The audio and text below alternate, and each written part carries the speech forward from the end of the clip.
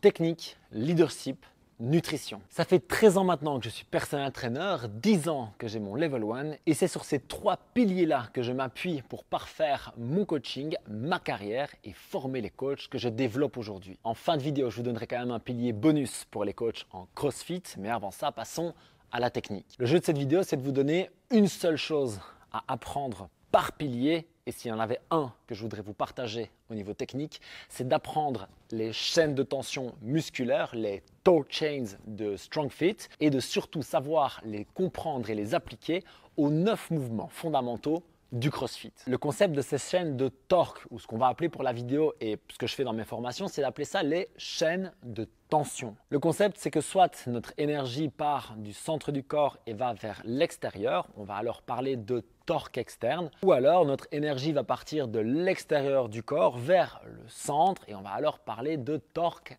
interne. Avec mon plus bel accent français, il faut imaginer que ce sont des traductions de external torque et internal torque. J'ai choisi de traduire ça par tension externe et tension interne. Julien est d'accord, donc c'est cool. Et au niveau des chaînes musculaires correspondantes, d'un côté on va avoir la chaîne d'extension et d'une autre la chaîne de stabilisation. Ok, tout ça c'est très théorique, mais le mieux c'est de comprendre avec des exemples. Et pour illustrer la chaîne d'extension, on va prendre un sled pull. Clairement là l'énergie part du centre du corps. On va imaginer très simplement qu'elle part du prolongement de mon nombril.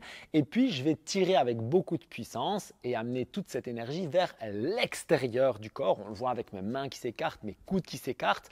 On voit aussi que je fais vraiment une extension au niveau de mes hanches et même de mon bas du dos. Et ça, c'est vraiment un mouvement d'extension pure, de puissance. Et comme on voit bien que ça part du centre du corps et que ça va vers l'extérieur, ça devient donc un travail de tension externe qui se fait en chaîne musculaire d'extension. Je vous explique ça juste après. À l'inverse, lorsqu'on va vouloir plutôt une colonne neutre, être plutôt avec quelque chose de stable, on va parler de chaîne de stabilisation, tension interne. Et le très bon exemple en CrossFit, ça va être le goblet squat où on va vraiment voir que je mets toute la tension vers le centre du corps avec un gros gainage, avec le fait de serrer le kettlebell entre les mains. Et si je veux un exemple plus visuel, je peux prendre un coup de poing au karaté où on voit que je vais partir de l'extérieur et venir vers le centre. Ok, tout ça pour vous dire qu'on va soit être dans un engagement musculaire d'un côté ou de l'autre en fonction de l'exercice que l'on va faire. Maintenant, pourquoi est-ce que c'est important? Parce que d'une part, quand je vais vouloir être avec une colonne neutre, avec des abdos stables, avec un mouvement en chaîne de stabilisation et que parce que je suis fatigué ou parce que je ne sais pas gainer mes abdos, je vais le faire en chaîne d'extension, eh bien, je prends des risques avec des blessures potentielles. Un bon exemple, ça peut être le deadlift où au lieu de garder la colonne neutre au départ et de garder les abdos actifs constamment, je vais, parce que c'est trop lourd ou parce que je n'ai pas assez de technique, tirer sur le dos, faire une extension au niveau de ma colonne et là on voit directement les dangers potentiels du mouvement. Un contre-exemple, ce serait quelqu'un qui voudrait faire un mouvement d'extension, de puissance comme un hang muscle clean où je vais vraiment devoir pousser à fond en cuisse, faire une belle extension puissante et où je vais vouloir garder une colonne neutre, où je vais par exemple serrer les abdos, où je vais bref rester en chaîne de stabilisation au lieu d'aller en extension complète, et bien là c'est plutôt en performance que je vais perdre. Et maintenant, pourquoi est-ce que c'est important dans le CrossFit? Et bien surtout pour la prévention des blessures. Mon exemple, c'est quand j'ai appris le squat en CrossFit, que ce soit dans mes formations ou dans la box dans laquelle je m'entraînais à l'époque, on m'a appris qu'il fallait garder le dos le plus droit possible, quitte à creuser le bas du dos, pousser les genoux vers l'extérieur, aider pour rester plus vertical. Ce qui est cool de rester vertical en squat, soyons bien clairs, mais tout ça apporte un danger évident au niveau du bas du dos et ça n'a pas loupé puisque chez moi, c'est sur un front squat que mon hernie est sortie. Et ça, c'est juste l'exemple du squat, mais il y a tout un tas d'autres cas où les chaînes de tension vont nous permettre de prévenir les blessures et d'améliorer la performance. Je le vois notamment dans mes box où on travaille avec ces concepts depuis plusieurs années maintenant et où le taux de blessure n'a fait que diminuer depuis. Alors une fois que j'ai compris ce principe de colonne neutre, colonne en extension, quels muscles vont correspondre, etc., le but c'est de pouvoir appliquer ça aux mouvements fondamentaux du CrossFit. Il y a 3 grandes catégories dans les mouvements fondamentaux du CrossFit. D'abord les squats avec le air squat, le front squat et l'overhead squat. Ensuite, on a les presses avec le shoulder press, le push press et puis le push jerk. Et on termine avec les lifts, avec le deadlift, le sumo deadlift high pull et le medicine ball clean. Le gros avantage avec ces 9 mouvements, c'est qu'une fois qu'on a compris les fondamentaux de ces exercices, que ce soit au niveau du level 1 par exemple en CrossFit ou encore au niveau des chaînes de tension musculaire, eh bien on peut appliquer ça à presque tous les mouvements de CrossFit. Il nous reste juste la gym qui est principalement un travail de arc et de hollow. Le hollow étant forcément une chaîne de stabilisation et le arc une chaîne d'extension. À partir de ce moment-là, on a tout compris. On peut l'appliquer sur soi d'abord, le coacher ensuite, booster la perf, diminuer les blessures et juste être un meilleur coach. Avant de passer à la suite, si vous avez l'impression que je parle mandarin depuis 3 minutes, j'ai mis au point une formation entièrement gratuite de plusieurs jours sur le sujet notamment des chaînes de tension, mais aussi tous les autres concepts de base de ma méthode des 3 piliers. Pour vous inscrire à cette formation, le lien est dans la description de cette vidéo. Une fois inscrit, vous aurez accès à la plateforme de formation que j'utilise depuis plusieurs années maintenant et chaque jour, vous recevrez un email correspondant à un nouveau contenu qui sera disponible sur la plateforme pour ne pas vous bombarder d'un coup et que je puisse vous expliquer étape par étape comment intégrer ça à votre coaching. Ok, maintenant passons au leadership. Leadership pour moi, c'est l'influence positive que l'on a sur les autres. Bon, alors on pourrait évidemment réduire le leadership à l'influence que l'on a sur les autres, c'est évident. Un leader, c'est un meneur, quelqu'un qui va entraîner les autres avec lui et l'influence malheureusement peut aussi être négative, mais dans notre démarche de coach, on a envie d'être dans une communication positive, dans le fait d'aider les autres, dans le fait de les faire grandir et donc c'est l'influence positive que l'on peut avoir sur les autres. Et pour avoir de l'influence, par exemple, en coaching, dans un WOD ou dans un coaching one-on-one, et la toute première chose facile à mettre en place pour ça, c'est d'adapter le ton et la hauteur de notre voix, ainsi que notre énergie en fonction des moments où on coach et aussi des personnes que l'on coach. Je vois trop de coachs souvent qui ont quelque chose de très monotone quand ils donnent un WOD. Ils vont en gros avoir la même voix au warm-up, qu'au skill, qu'au workout, qu'à la recovery. Et c'est pas grave en soi, mais forcément l'expérience va être moins puissante, va être moins engageante que si au warm-up j'explique calmement, que je monte au fur et à mesure l'intensité s'il y en a de plus en plus au fur et à mesure par exemple des 10 minutes et puis que dans le skill je prends le temps d'être très pédagogue, d'aller près de chaque personne et de leur parler vraiment posément et puis qu'au workout je monte ma voix par moment, je la redescends à d'autres et à la recovery bien entendu je vais être beaucoup plus cool et je peux même adapter la musique à ça. Ça c'est l'énergie, le ton que j'emploie mais je peux aller encore plus loin parce que je peux m'adapter à chaque personne. Il y a certaines personnes qui adorent qu'on leur crie un peu dessus en mode bootcamp, allez bouge-toi, go, on y va et ça va les dynamiser et il y en a d'autres où si on fait ça, ça va complètement les paralyser, voire leur faire peur, les mettre en colère.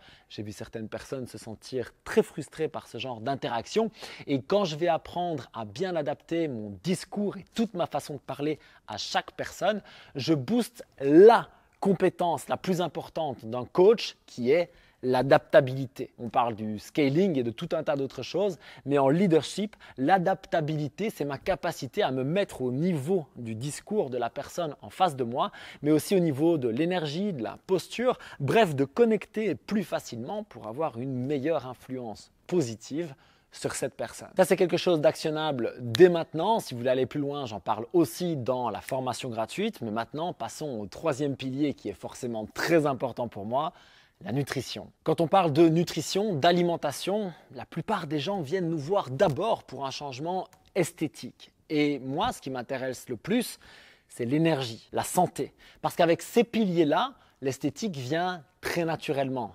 Finalement. Lorsque je suis plus en forme, lorsque je suis en meilleure santé, lorsque j'ai une meilleure énergie, que ce soit mentale ou physique, je fais des meilleurs choix, je m'entraîne mieux, je récupère mieux et donc tout va mieux. Alors je me suis un peu creusé la tête parce que ma spécialité c'est l'alimentation anti-inflammatoire et bien entendu développer ça dans le CrossFit c'est quelque chose qui est assez facile finalement, mais sans parler de whey, de créatine ou de pré-workout, quel serait le premier conseil que je pourrais donner au niveau de l'alimentation anti-inflammatoire pour qu'un crossfitter ou simplement quelqu'un qui veut être en meilleure forme avec un peu plus de muscle ou un peu moins de gras pourrait appliquer à son quotidien demain? Eh bien ce conseil, ça va être de prendre sa portion de glucides, donc de sucre en tout genre, du soir et du matin et de les ramener avant l'entraînement. Le soir et le matin, c'est vraiment 2 moments clés pour diminuer la charge glycémique, donc le volume de glucides totaux en rapport avec l'index glycémique des aliments au plus bas. Le matin parce que ça va stabiliser notre glycémie pour tout le reste de la journée et le soir parce que ça va favoriser notre récupération par l'absorption qualitative des protéines. Alors je ne rentre pas dans tout le détail avec le système nerveux, etc.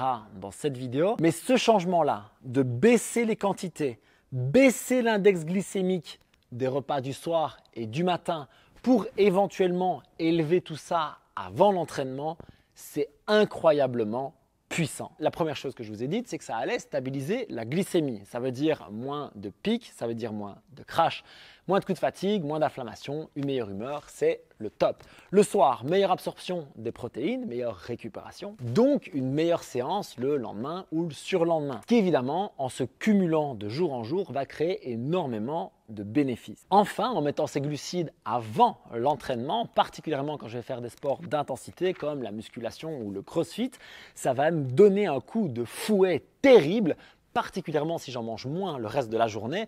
Le fait d'avoir par exemple un smoothie avec des fruits, une banane bien mûre, etc. que je vais boire avant le workout et puis aller tout tabasser, ça va me permettre d'avoir cette énergie que je veux pour progresser à l'entraînement avec cette notion de surcharge progressive, qu'elles sont en termes de charge, de reps, de temps, etc. pour forcer mon corps à créer des adaptations. Alors les adaptations, ça peut être de la prise de masse musculaire, tout comme ça peut être avec le fait que je diminue mes glucides en dehors, eh bien je peux avoir moins de rétention d'eau, de la perte de poids.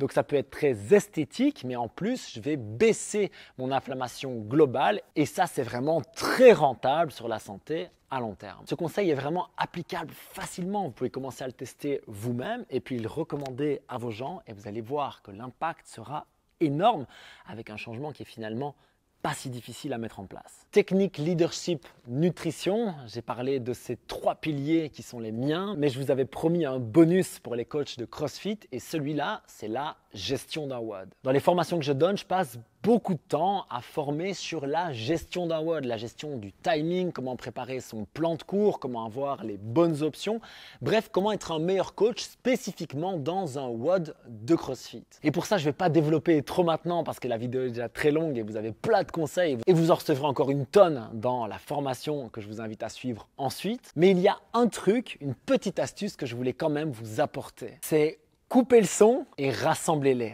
Coupez le son parce que lorsque vous avez quelque chose d'important à dire, si vous laissez la musique en fond, ce qui fait toujours du bien dans un workout, quand j'ai envie de mettre de l'intensité, c'est top. Mais quand je veux parler, quand je veux que les gens m'écoutent, qu'ils soient vraiment avec moi, je coupe la musique. Le but, c'est qu'ils puissent se focaliser totalement sur ce que je vais leur apprendre maintenant. Et exactement dans la même logique, ce que je vais faire dans un WOD, c'est les rassembler. Je ne vais pas laisser quelqu'un à 12 mètres de moi sur le plateau, quelqu'un d'autre qui boit un coup d'eau ou qui range son matériel, pendant que j'explique la section suivante de notre WOD. Quand je vais vouloir leur attention, je vais les amener tous près de moi. D'ailleurs, je vais même parfois volontairement baisser ma voix pour qu'ils doivent faire attention à ce que je raconte. Et cette petite astuce-là vous donnera de meilleurs résultats parce qu'ils feront attention à ce que vous dites. Vous aurez donc moins besoin de répéter vos consignes et l'exécution sera meilleure dès le départ. Punaise, ça me fait super plaisir de refaire des vidéos sur le coaching. Si vous avez kiffé aussi, rendez-vous dans la description pour la formation complète de 7 jours. Et pour aller plus loin dans l'amélioration de vos consignes, je vous recommande cette vidéo où j'explique à quel point il faut parler moins pour avoir plus d'impact en tant que coach. Peace!